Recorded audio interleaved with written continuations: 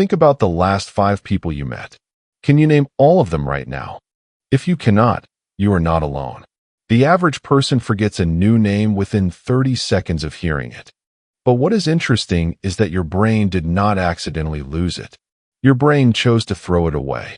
And the reason why says a lot more about your intelligence than you think. Part 1. Your brain thinks names are useless. Your brain has a filter. Every second, millions of pieces of information hit your senses, and your brain has to decide instantly what to keep and what to trash. Important things get stored. Unimportant things get deleted before you even notice. And here's the problem. To your brain, a name is one of the least useful pieces of information a person can give you. Think about it. When someone says, "Hi, I am Kevin," what does your brain do with Kevin? Nothing. Kevin does not tell your brain whether this person is safe or dangerous. Kevin does not tell your brain whether to trust this person. Kevin does not help your brain predict what this person will do next. But their facial expression does. Their tone of voice does. The way they stand and make eye contact does. So your brain grabs all of that and quietly drops the name in the trash. It is not a mistake. It is a priority system doing exactly what it was designed to do.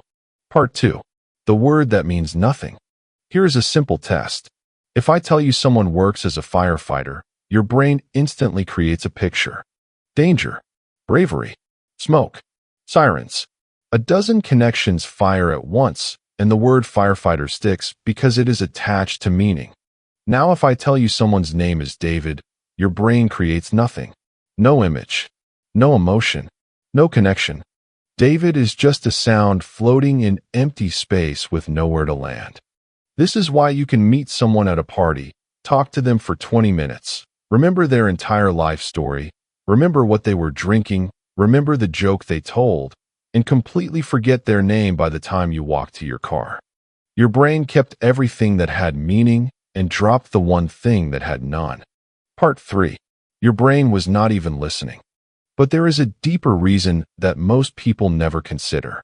The moment someone tells you their name is usually the exact moment your brain is at maximum overload.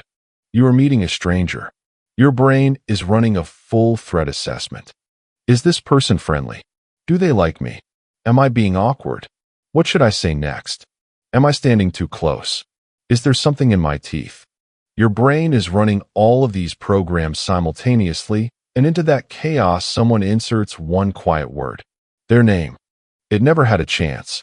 Your brain was so busy managing the social performance that the name entered one ear and exited the other without ever touching your memory. You were not ignoring them. You were not being disrespectful. You were drowning in your own internal noise, and the name was the first casualty. Part 4. What this actually says about you. Here is where it gets interesting. People who chronically forget names tend to share a specific cognitive trait. They are deep processors.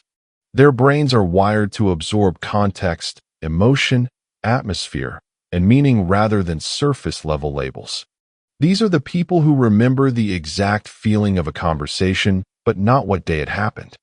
Who remember the expression on your face when you told a sad story, but not your name. Who walk into a room and immediately sense the mood, but cannot recall who was standing where. Their brain is not broken.